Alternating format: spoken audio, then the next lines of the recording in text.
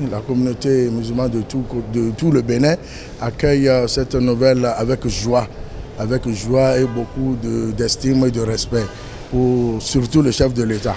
Parce que, appelons les choses par leur nom, cette initiative est venue du chef de l'État lui-même. Lui-même, ce n'est pas, même si la communauté rêvait de cela, on n'a rien fait pour y arriver là. On n'a rien fait, ce n'est qu'un rêve comme d'habitude.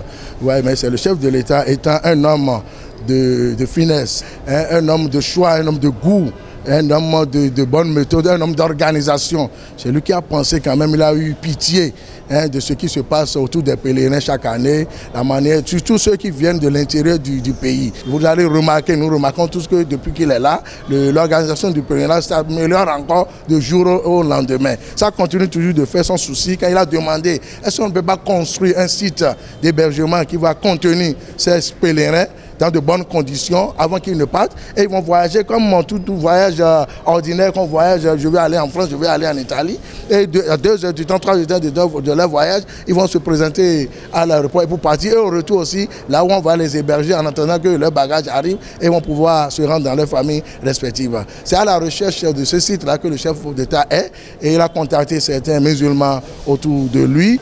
C'est une très bonne nouvelle, vous le savez. Et on a suffisamment souffert du manque de sites.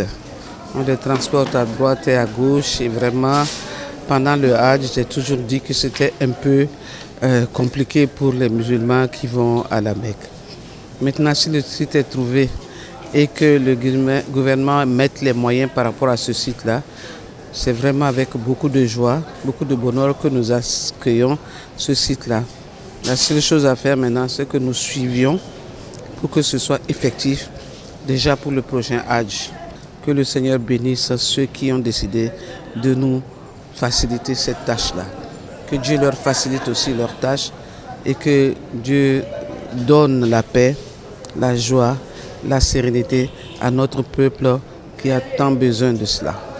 Quand ils sont payés, quand ils partent à Tukuntuna, Nazitengo et pour venir à Cotonou, on ne réfléchit pas 2 fois avant de décider de dire on va aller à la Mecque. Mais avec cette nouvelle, je crois que beaucoup de gens vont encore s'intéresser et c'est à saluer et c'est à l'initiative du président. Nous ne pouvons que la remercier. Et la communauté musulmane, chaque fois qu'on le sollicite, le président de la République répond. Et c'est ça qui est essentiel. Et ce site pourra toujours permettre aux musulmans de vraiment s'organiser, d'être mieux logés avant de sacrifier au 5e pilier de l'islam. Le gouvernement a beaucoup d'idées, de projets pour l'organisation, pour la communauté musulmane. Parce qu'après ce site aménagé pour l'arrivée des pèlerins, il y a bientôt la maison du Hajj qui sera encore construite, comme d'autres pays. Donc nous leur souhaitons bon courage et beaucoup de courage, que Allah facilite.